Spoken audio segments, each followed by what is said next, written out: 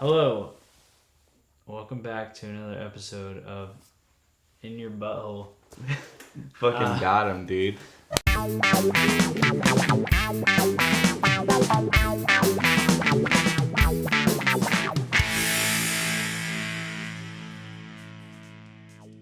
This is like a catch-up for, I guess, the last month because we haven't, reviewed anything and we've watched a lot of movies. So... We're back John? to it. So All right. Back in this. We were really wanted to talk about this movie that we both saw that we were really excited about. Like, we were planning on doing a video on it and just never got a chance for Crawl, which came back way at the beginning of July. But I still want to talk about it because that movie's super sick. Come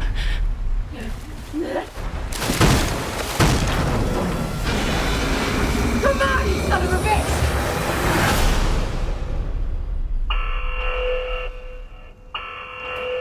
Did you like it? I never got your opinion. It's been months. Yeah, no, I liked Crawl, but I don't know. Is it really something special, or do we just want to like it because it's ridiculous? I felt like I really wanted to like it, and I did put that in my head. Yeah. But I still was like, it still like didn't entirely grab me at the beginning, so I was kind of getting that in my head of like, man, am I really gonna like this? And then it like just like starts moving, and it's fun. It's super fun. Yeah. That's the problem is like a lot of our friends, they're not about like seeing like a fun movie, like stupid movie. Yeah. Like I haven't seen the Fast and Furious movies, but I really want to. Because they're ridiculous. Because I know how ridiculous they are, and I know how intentionally ridiculous they are. And how fun they are. Yeah. Yeah, like I saw Hobbs and Shaw. But I don't think Crawl's really like that. No, but Crawl is one of those movies. Crawl's taken seriously, but it's also knows what it is. Exactly. But Crawl's also one of those movies where when you tell people about it or you show people and you and me are like, hey, do you want to see Crawl with us? Like, Yeah, literally all of my friends said just like, no, that was everyone just stupid. was like, oh, that looks just dumb. And Like even the worker, like, yeah, it's fun. Even the worker at the movie theater was like, the movie's getting good reviews, and I just don't know why. It looks stupid. Really? Yeah, wasn't that what the old guy said when he ripped our tickets? Is that not what he said?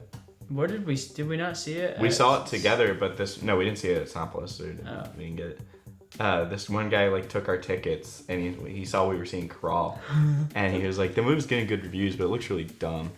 And we're like, oh, dude, I'm excited. It does look dumb. That's what it was. Yeah, it was like enjoyable. It was like a good movie. Produced by Sam Raimi. Hell yeah. It feels like directed by who knows who. It kind of feels like a Sam Raimi movie. The guy who directed has done like Piranha 3D. Oh yeah. Yeah, this movie's fun. How'd you think of the movie just ending? Oh, that was fine. That movie just ends so abruptly. Yeah, the movie is literally like, we're in a situation, and then that situation when they is get dealt out with, of the situation, it just cuts. They get out of the situation in like a second. Like they defeat like the crocodile and get up on top of the house. It's a build from like the fun. This is also the fun part of the movie is the hurricane building it from like the basement up to the top of the house, and how there's like a ticking time bomb, but there's also like the threat, and there's like all these obstacles. It's like a really creative way of like, we have a single goal and obstacle, and just things are like constantly happening. There's like really like that is like the second they get up to the top, the movie pretty much ends. Yeah, exactly. Like they get to the roof and then there's helicopters and it just cuts. It just cuts. Yeah. It's amazing. They don't even like say anything to each other, I don't think. But this movie's interesting because it reminds me of how like, filmmaking is like really difficult and like writing is really difficult, and like it's one thing to like write a very intelligible, which we're gonna talk about these types of movies for like really intelligible like quiet dramas, but it's like just as big of a hurdle to like write something where you constantly need to be on the edge of your seat, like you constantly need things to be happening. Yeah, it's like this movie worked, like it worked really well. I hope people see it. I hope people watch it. Like it's really good. Is it really good? It's not. I really liked it. Is it really good, John? Well, I like dumb movies like this, but I like dumb movies too. But it was good. It was good. It's enjoyable. It's fine. We both saw a movie called The Farewell.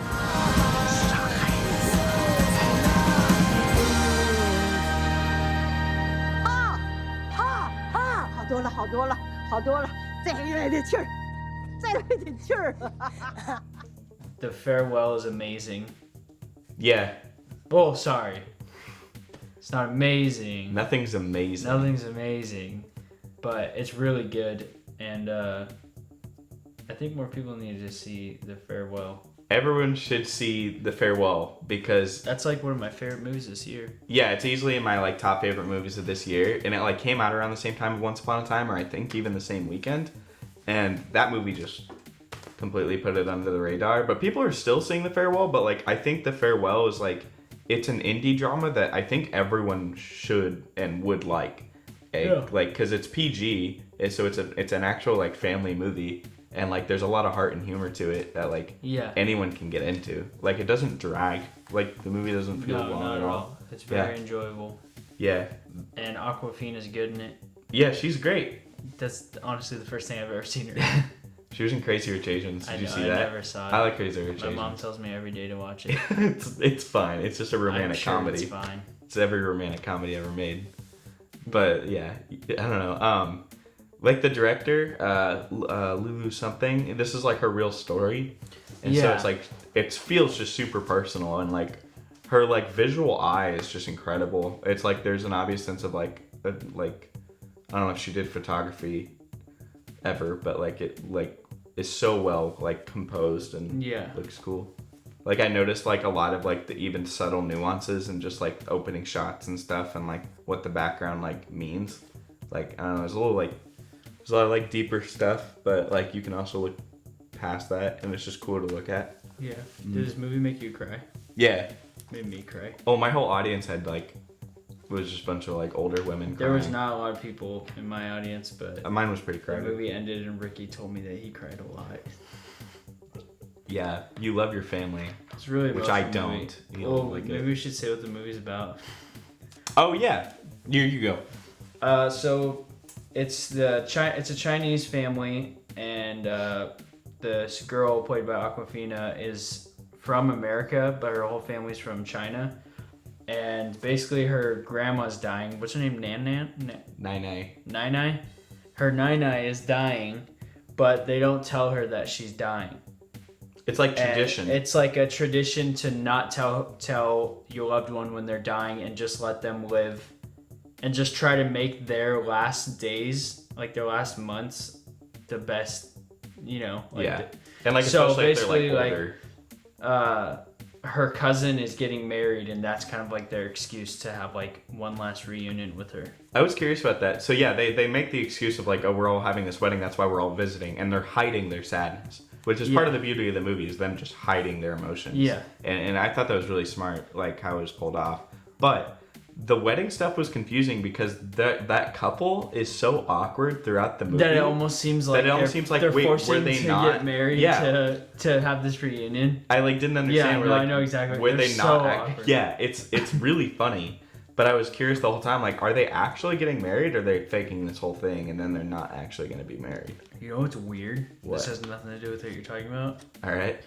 But when I was watching the movie, the guy and the girl that are getting married, if you just look at them, their heads look way, way bigger than their bodies. Like cartoonish. And it kind of freaked me out, and I like kept leaning over to Jade, and I was like, do you see that? I noticed that with the guy. Do you know why it is with the girl? Well, she's Japanese, and Japanese people are anime people, and so... Oh. Yeah. Okay, Joe. I'm watching too much anime. Yeah, I know. Yeah, no, I actually think I did notice that. That is one of my favorite movies of the year. Yeah, go see The Farewell, like for real. Like, instead of seeing Once Upon a Time. It's a movie I want to show my parents. Yeah, I want my family to watch it. I want everyone to watch it. So and it's A24's first PG movie. And I don't even know if they've had a PG-13 movie. What do they have? What? I can't think of it off the top of my head. No, but I know it exists. Okay. Yeah. The Witch? I don't think The Witch is PG-13. It's not. All right, so yeah, go see The Farewell. Farewell's 10 out of 10. We also saw, well, I don't know did we ever talk about Spider-Man Far From Home? No. But we did see that. Did we not talk about it? I don't think so. We did in our Midsummer review for like 5 minutes. Oh, yeah, that's right. Go see Far From Home. Awesome. It's really good. Okay. And yeah, screw Sony for like the Marvel and what Sony happened? thing. I overheard a customer at work talking about something. Yeah. I have no idea. And I was just like, that's not true. I have no idea what the details are, and I almost feel bad because I know that they just couldn't agree on something. So the rights for Spider-Man are now back to Sony. Like, they own the rights to the movies, which means they have every right to just like not use Tom Holland again. And I'm almost wondering, like, I wonder how Tom Holland's like feeling, because he's probably really excited, like just like how Andrew Garfield was, and now he's just stuck in the studio bullshit. And also, it's like the first time where like Spider-Man is like doing really great. And the end of Far From Home ends on a cliffhanger. Yeah. Like, it ends on a big thing. Yeah, it does. I can't just not know what happens next. I'd lose my mind. Are you kidding? Well, the thing is, if you don't know, if they never make what happens next, it was never made, so it never existed. Yeah, it like means those movies don't exist. Yeah. Dude, anyways. Whatever. Sam Raimi Spider-Man movies are perfect. Also, this came out a long time ago. We don't even have to talk about it, but because you didn't see it. The Last Black Man in San Francisco, go see it. That's all. I may have even said that in previous videos. You said that's like your favorite movie of the year, right? Yeah. Next to Climax. Oh. Well, I guess we can just move right on to Once Upon a Time in Hollywood. I swear I saw something else. Well, I saw Hobbs and Shaw, which... Oh, you did? Those movies are literally anime. Like, Hobbs and Shaw is just like this shonen, like sci-fi anime thing where like everyone's invincible. They figure out that the power of friendship is the way to defeat the villain, and it's just amazing. It's so entertaining. It's a little long. I need to see it. Yeah, dude, Hobbs and Shaw is just like a 10 out of 10. It's so awesome. It's so sick. There's so many things that Elba does, like his character's like doing, where he's just like elbow. Idris Elbow Grease. His like the way he like gets on his motorcycle, it's just all this cool stuff is going on. It's just awesome. You need to see it. Everyone should go see Hobbs and Shaw. All right, Once Upon a Time, the big reveal, the big movie. Hey, you're Rick fucking Dalton. Don't you forget it.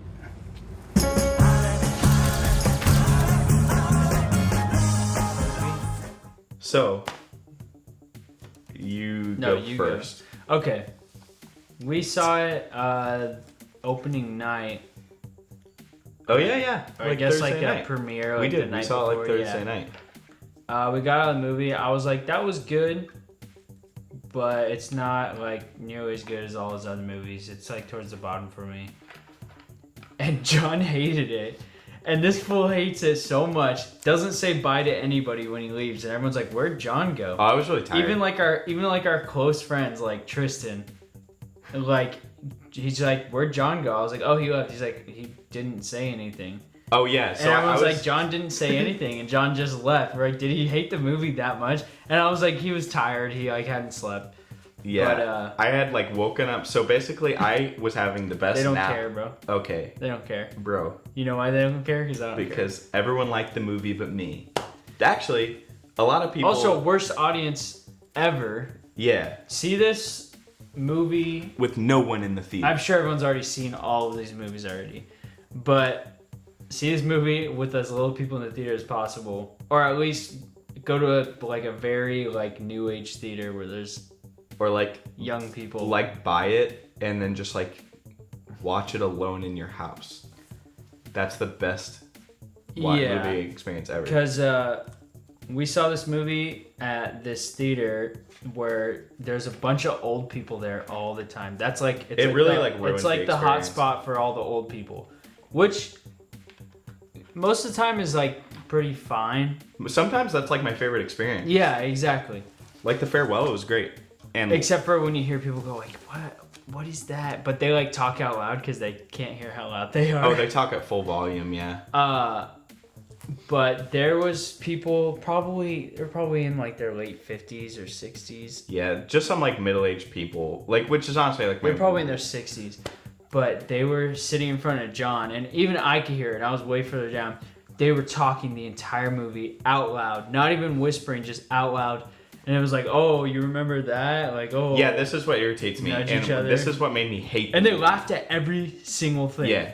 That's what made me hate the movie. I don't hate the movie because I saw it again, but like the first time I saw it, I was like really tired, and then those people come in and they're really drunk, like they had a bunch of wine, and they were sitting right in front of me, and then there was another couple sitting next to me. Then they talked the whole time, and I hate when people do this in movies. I absolutely despise it. Like in movies like Yesterday and like Rocket Man and stuff, when they like see something and remember, and they go, "Oh, remember that, honey? Like I had lunch with him that one time," and they're just like always pointing at the screen, like it's everything is about just remembering the past. And they were doing that all through this movie, and it just made me cringe. I was like, oh my god, stop. Like, because I know that stuff too. My dad raised me on that stuff. So, like, and a lot of times during the movie, I was like, oh, that's pretty cool. And then, but the people would said like, it in your head. But yeah, but these people were like this one guy literally at one part pulled out his phone and like showed that he had like some famous person's phone number. And I was like, I bet he got that phone number one time because they like had a lunch or something. And I don't know, like these people think they're so like they lived. It's like they lived with them. It's like they were like best friends with Roman Polanski. But they talked the entire movie. It ruined my whole experience, and I wanted to leave. I almost walked out, but like I knew I paid for the ticket, and so I was just like I was so miserable. I was like sitting in my chair like this.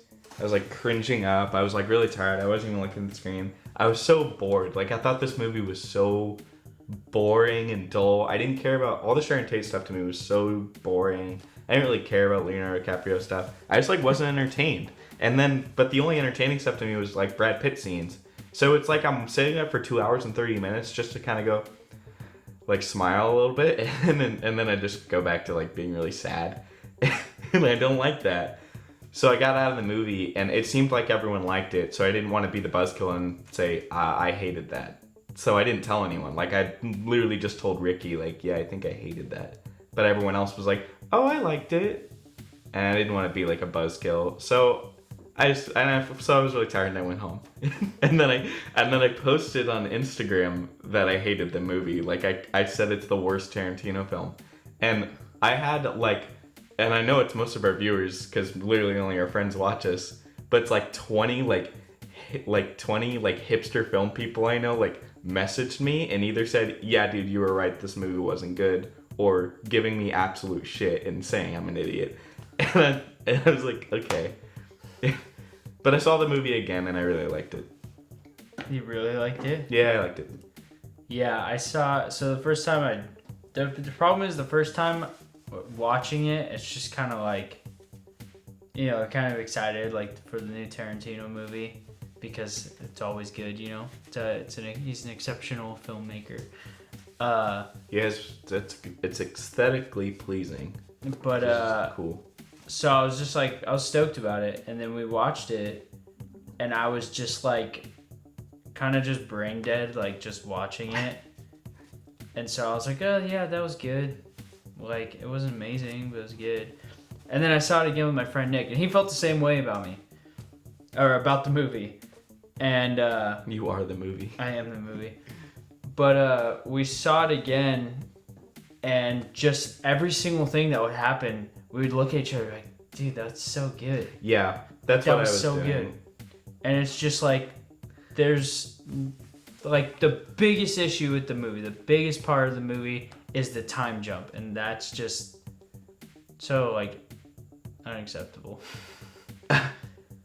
Yeah, there's like... And then there's two shots of the exterior of his plane that are CGI.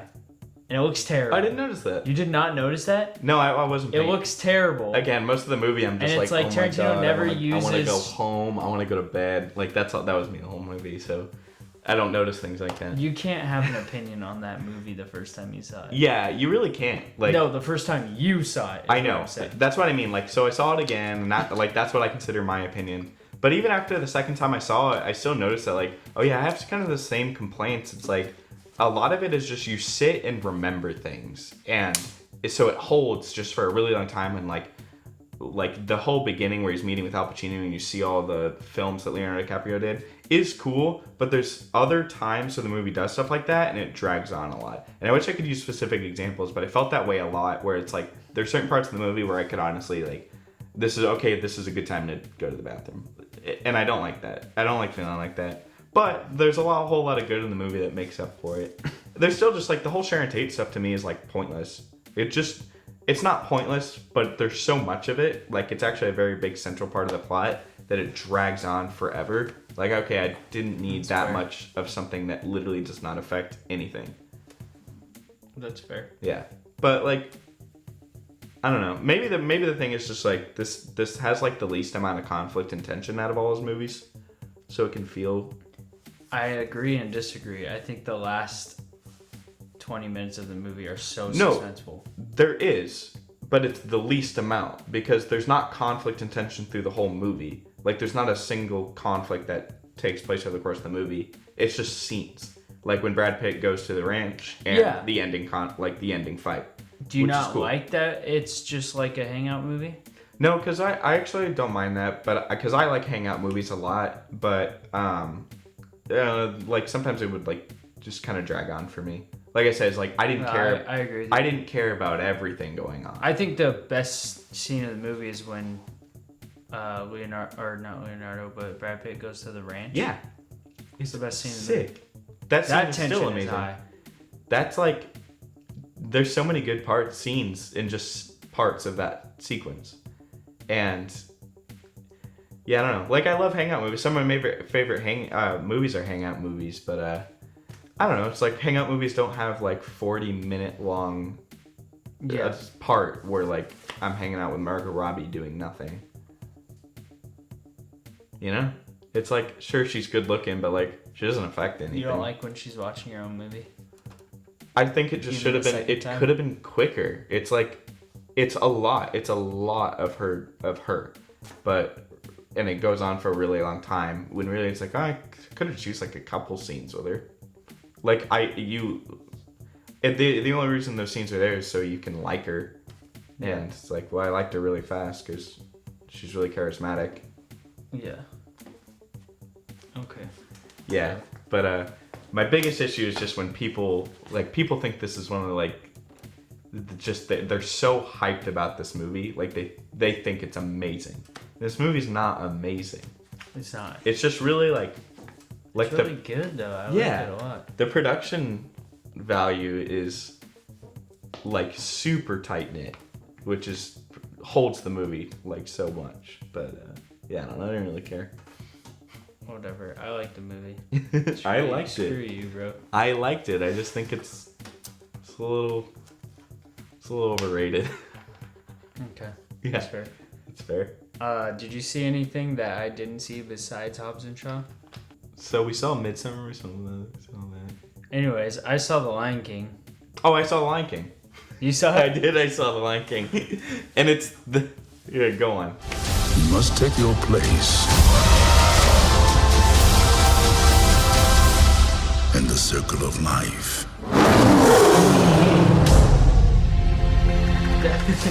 The Lion King has the same issue with every single other live action remake. They're all okay. Okay. I didn't like this one at all. Oh, I did not like it. I actually like the others because, and I know other people have mentioned this, and I think we talked about this, is that like remakes are fine, and even the Disney remakes I'm okay with, because like say something like Cinderella, there have been so many Cinderella retellings that they could remake that movie forever and it doesn't matter. That doesn't matter. I don't care. And even something like The Jungle Book, the original Jungle Book sucks. And now we have all this new technology and someone like who has like a vision who can maybe bring more of a story to it. And so they did that. And so The Jungle Book is, I don't know if you ever saw it, but like that movie's really good. Like Jon Favreau's Jungle Book is really good. And so that makes sense. Oh, yeah. No, that's the best one of the remakes. Yeah, like that makes sense. It's like, okay, there's a reason for this to be remade. I kind of get it. But Jon Favreau's The Lion King. But Jon Favreau, well, still, Jon Favreau is like, kind of makes those movies so entertaining. Like, he's really good. But because it's just a retelling, and the photorealistic, like, look of everything kills the soul of the movie. It's literally just you're watching The Lion King, but there's no soul. Like, no one reacts. Like, when Simba's crying over his dad, did you look at his face? It's the same face. Yes. That's a big problem with the movie is there's no like facial reactions to anything. Nothing. Like Simba's crying over his dad, but there's nothing on his face. There's no expression.